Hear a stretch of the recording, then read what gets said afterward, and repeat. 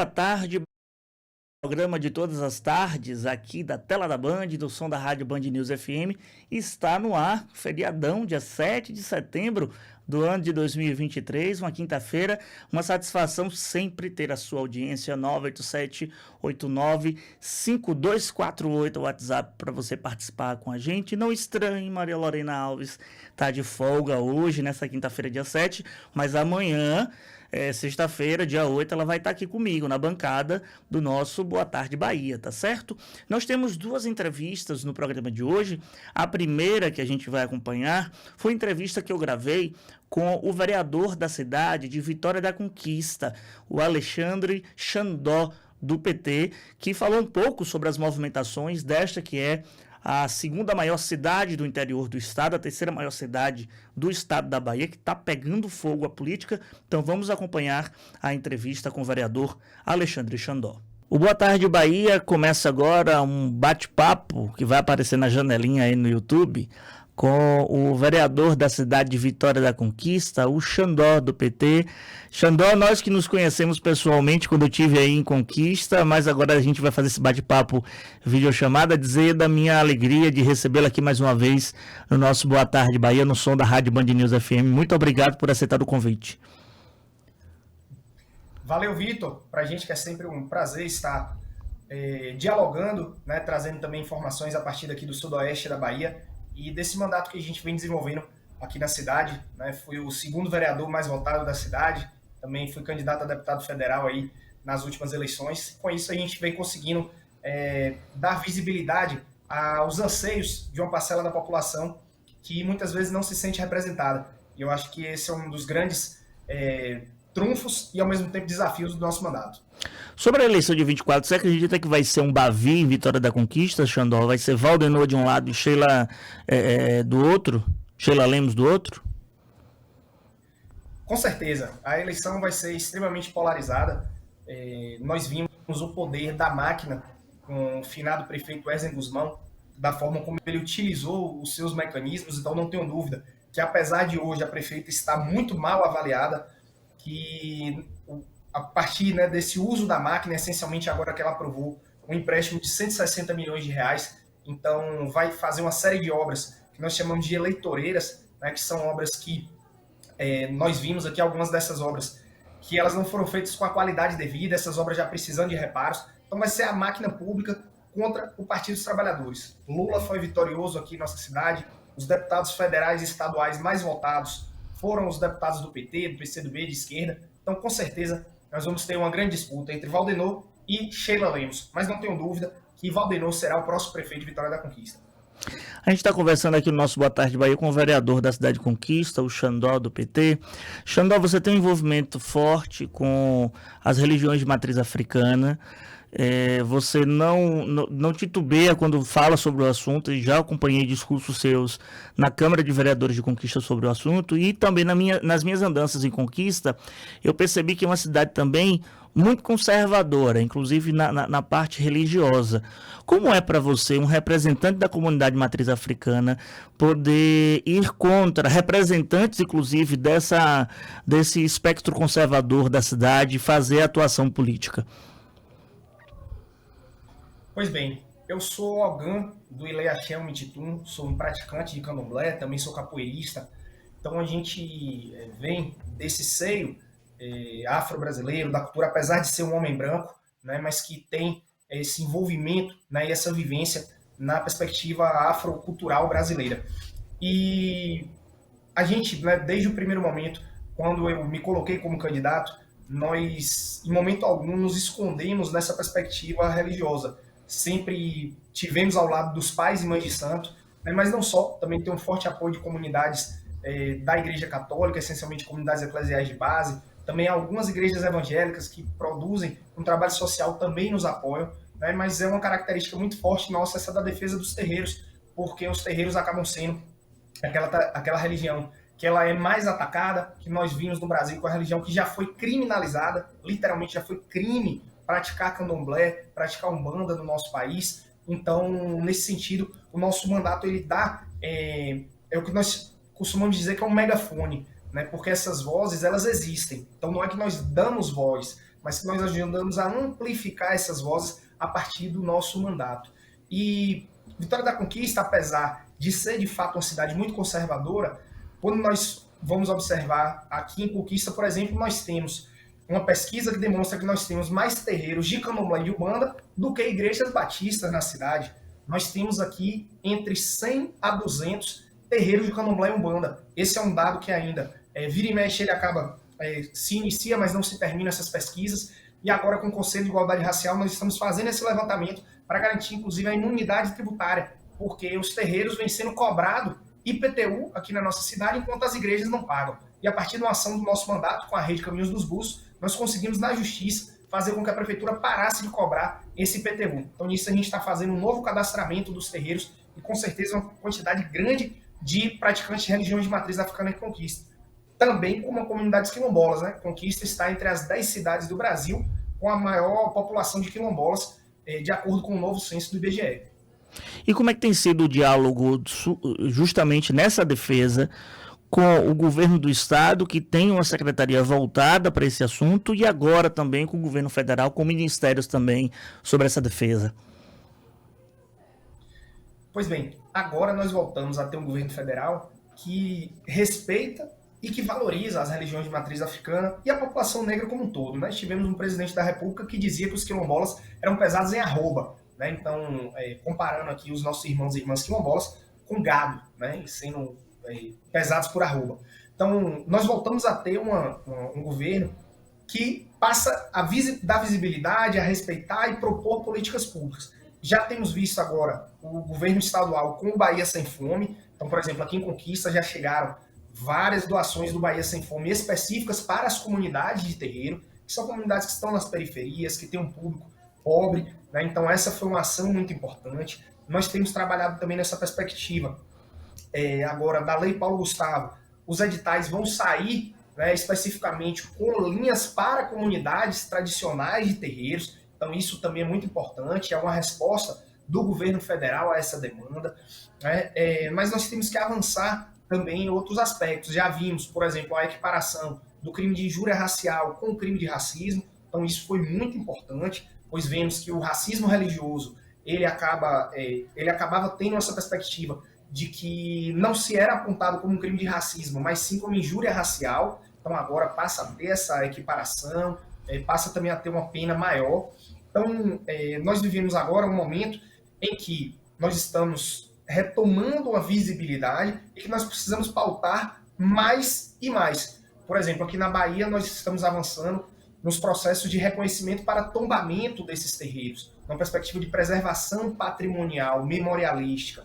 Eu, por exemplo, estou acompanhando um processo da cidade de Itapetinga, que o IPAC, que é o Instituto do Patrimônio Artístico e Cultural da Bahia, está procedendo o tombamento do Monumento dos Orixás, que existe em Itapetinga, que é possivelmente um dos monumentos mais antigos de orixás, né, enfim, de entidades de religiões de matriz africana da Bahia, que fica na cidade de Itapetinga, uma cidade extremamente também conservadora, né, mas que tem um monumento dos orixás. Então é nesse sentido que a gente vem avançando e precisamos de mais e mais representatividade. Então sabemos que é uma grande responsabilidade aqui do nosso mandato.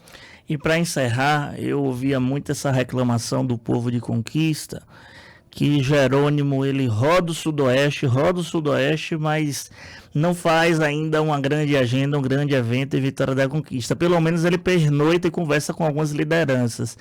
Está na expectativa também da chegada do governador na segunda maior cidade do interior do estado em uma agenda de entregas? Com certeza. É porque, diferente do ex-presidente que fazia agendas para passear de motinha, passear de jet ski, o nosso governador ele vai para entregar ou anunciar obras.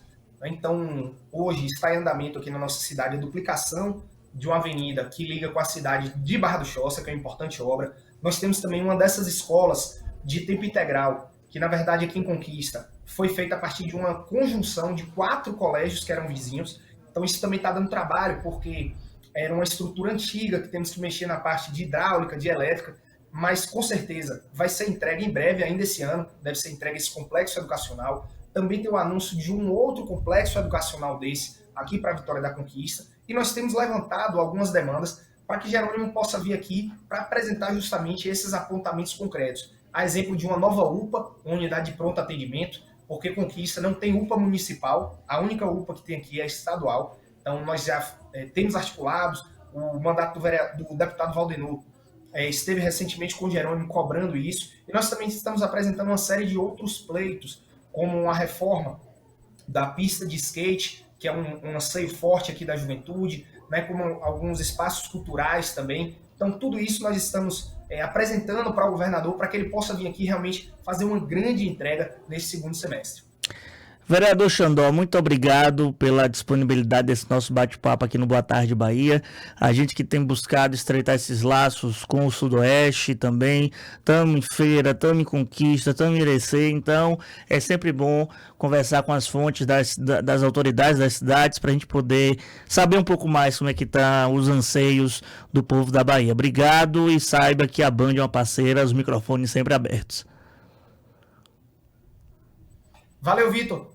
A gente que agradece, estamos à disposição, convidando os ouvintes para nos seguir nas redes sociais, é o @Alexandre Xandó, e aproveitar para lhe parabenizar aí pelo título de cidadão soteropolitano, vi que você ficou muito feliz, parabéns aí por essa conquista, e te aguardamos em breve aqui em Vitória da Conquista. Forte abraço. Em breve estou de volta, Um abraço, a gente acompanhou aqui no nosso Boa Tarde Bahia essa entrevista com o vereador Alexandre Xandó, conhecido como Xandó, do PT da cidade de Vitória da Conquista, e a gente continua com o nosso programa. Pois é, a gente acompanhou aí a entrevista com o Xandó, falando da política de Vitória da Conquista, mas vamos para o nosso segundo entrevistado desse programa de hoje, do nosso feriado.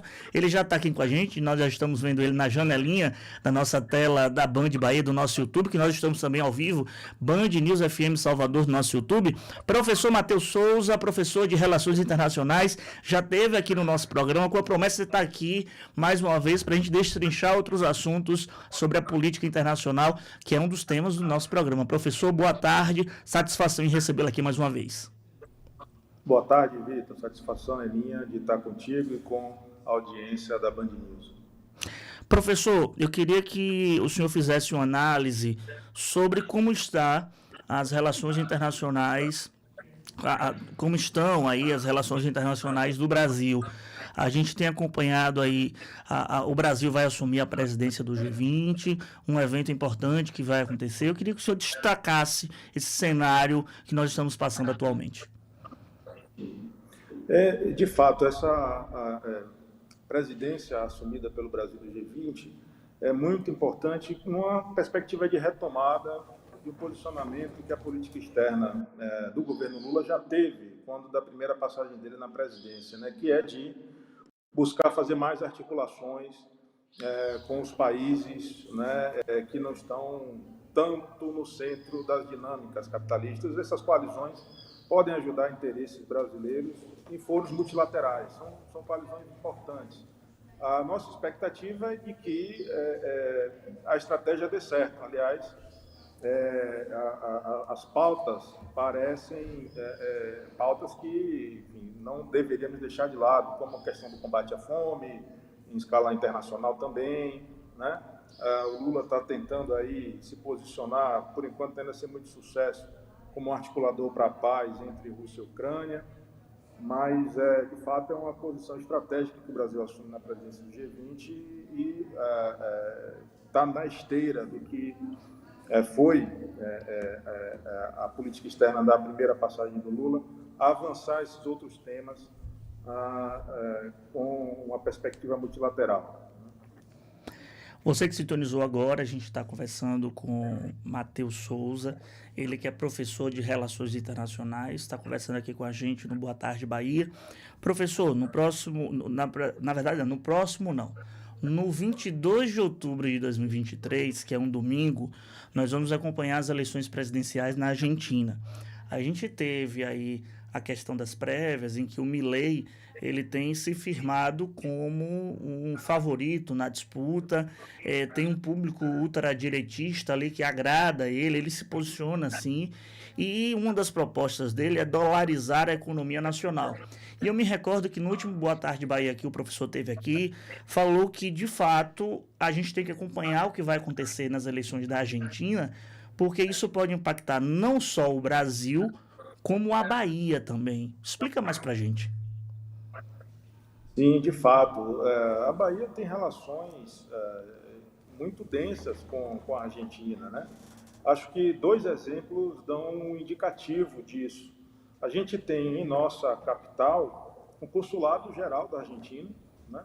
E a gente também tem a Câmara Empresarial de Comércio Bahia-Argentina, a SECAB, o que já dá um indício, né, um indicativo da importância econômica das relações entre Bahia e Argentina. Aliás, a Bahia tem uma pauta exportadora, né, interessante nas trocas comerciais com a Argentina. A gente tem até um fluxo comercial positivo, né? A gente exporta mais do que importa mais da Argentina, né? Então, assim, o futuro político e econômico da Argentina interessa não só ao Brasil, por conta da parceria histórica, estratégica, né? É um grande parceiro também na seara comercial do Brasil, mas também o é da Bahia. Eu me lembro que eu brinquei da última vez que a gente conversou, que até o impacto possível no pãozinho da padaria da nossa cidade, do nosso bairro, pode ser afetado, né? Pode ser um resultado de uma mudança para uma dolarização da economia argentina ou outras medidas que afetem o seu desempenho macroeconômico, porque a gente importa trigo, né? A gente tem uma relação comercial densa com os argentinos. Então, interessa a nós acompanhar o que está acontecendo e o que poderá acontecer, até pensando na nossa própria economia baiana. Você que sintonizou agora, nós estamos batendo um papo aqui no Boa Tarde Bahia com Matheus Souza, ele que é professor de Relações Internacionais. Professor, o Equador também está passando por um processo eleitoral. País nosso aqui da América Latina, da América do Sul, e vai ter um segundo turno entre a esquerdista Luísa Gonzalez e o empresário Daniel Noboa. E esse segundo turno acontece no dia 15 de outubro. O que esperar dessa eleição do Equador? Dependendo de quem seja ali escolhido presidente, pode impactar as relações com o Brasil também? Eu acho que tem algumas coisas importantes para a gente pontuar nessa questão das expectativas, né? Uma primeira, me permita ser um pouco, talvez, pessimista. Recentemente, a gente teve, no final dessa semana que passou, dois atentados, ou atentado de carro à bomba no Equador. A questão da violência está permeando as eleições, como a gente já observou. Então, assim, até o dia do segundo turno, infelizmente, talvez a gente veja novos fatos de violência interna, né? Esse é um ponto.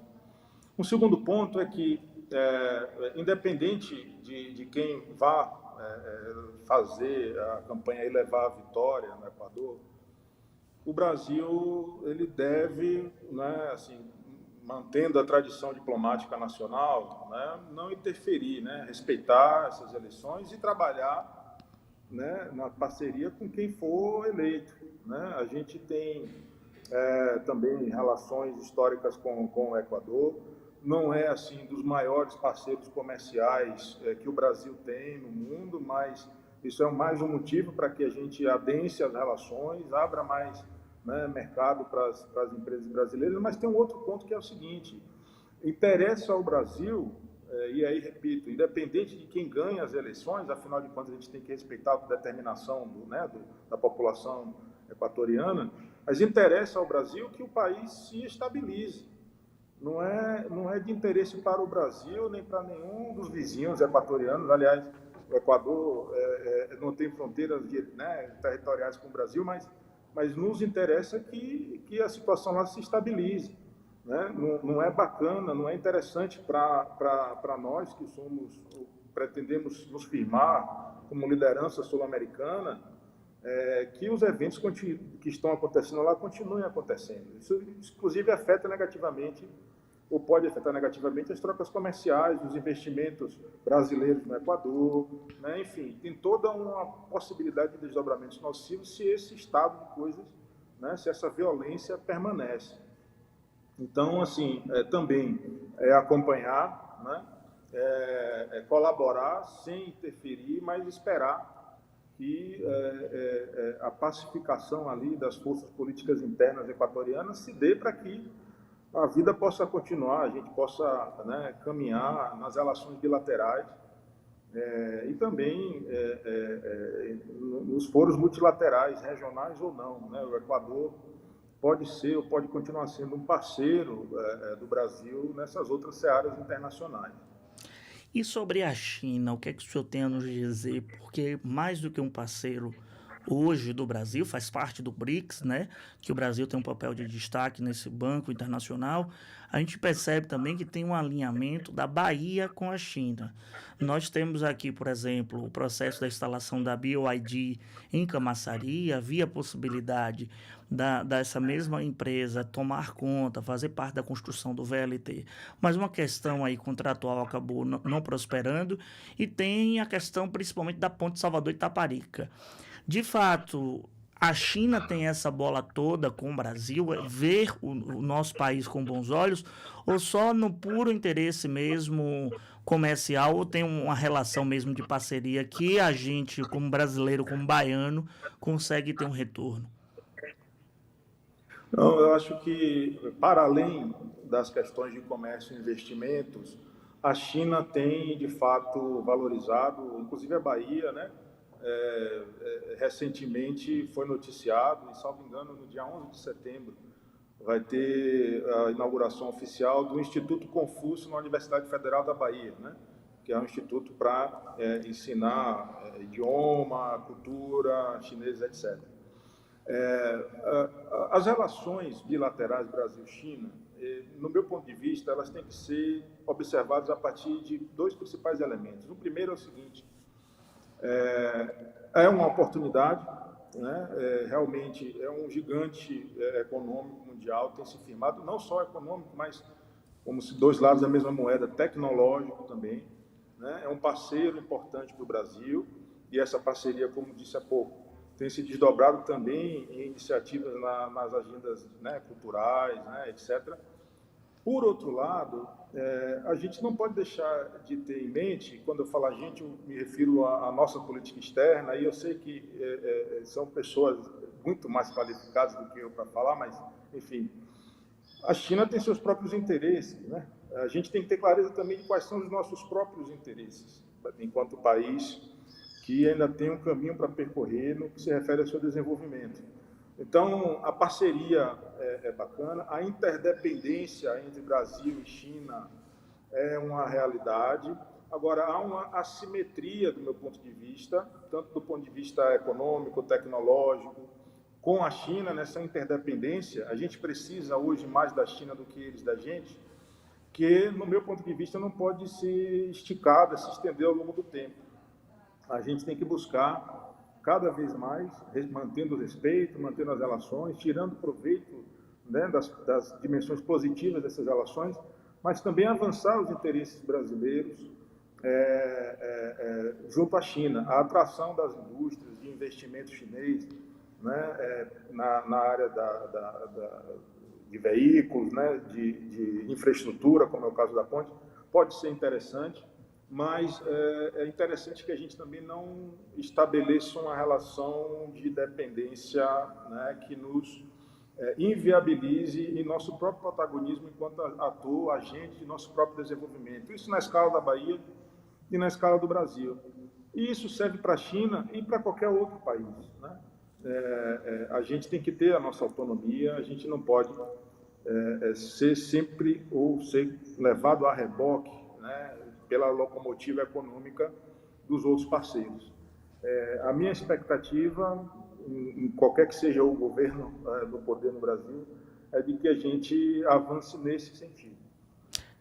Professor, queria lhe agradecer pela disponibilidade de mais uma vez conversar com a gente. Nós conversamos com o professor Matheus Souza, especialista em relações internacionais, saber um pouco nessa visão nossa aqui, saber como é que está a relação do Brasil com os outros países e também destrinchar um pouco da relação do nosso estado, a Bahia. Professor, muito obrigado.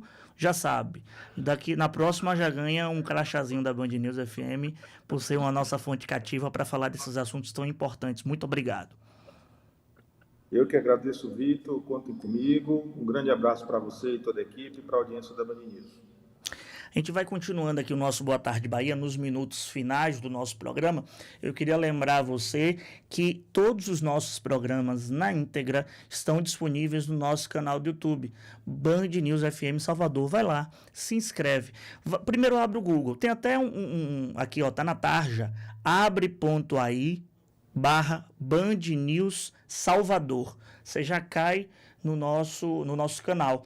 Lá você se inscreve, lá você ativa o sininho. Sempre que o nosso programa entrar aqui no ar, você recebe a notificação se você tiver o aplicativo do YouTube. Lá tem tudo. Lá tem todos os nossos Boa Tarde Bahia desde o início, desde o ano de 2022, quando a gente começou o nosso programa. Viu uma entrevista pela metade? Quer resgatar? Band News FM Salvador no nosso YouTube e também lembrar do nosso site bandnoticiasba.com.br. Sobre a situação política, semana que vem promete, a gente está nesse clima de feriadão, porque no próximo dia 11 de setembro, uma data emblemática, né? Mas no dia 11 de setembro vai acontecer a nova reunião do Conselho Político do governador Jerônimo Rodrigues. A última reunião aconteceu no final de semana passado. Você acompanhou no programa da última segunda-feira todos os detalhes que a gente acompanhou. Teve a presença de todos os partidos aliados desse arco de aliança do governador Jerônimo. E agora eles tornam a se reunir para saber como é que está a dimensão, principalmente das maiores cidades, se tem consenso, se não tem consenso entre os partidos aliados, para aí o governo tomar novas iniciativas. Há uma expectativa grande da definição, da batida do martelo, principalmente sobre Salvador, que é a joia da coroa. De um lado, a gente já vê o prefeito Bruno Reis em pré-campanha de reeleição. Do outro, a gente espera a definição. Tem o nome aí de Geraldo Júnior, tem o nome de Robson Almeida, tem o nome de Antônio Brito, de Lídice da Mata. Então a gente vai ver qual vai ser o nome escolhido, tá certo? Vamos encerrando o nosso Boa Tarde Bahia de hoje, de feriado, aqui na tela da Band, mas a gente segue na programação da Rádio Band News FM, atualizando você que está nos acompanhando também na 99.1. Então, você acompanha a programação da rádio, eu me despeço aqui agora e eu volto amanhã, 2 da tarde. Forte abraço a todos. Tchau, tchau.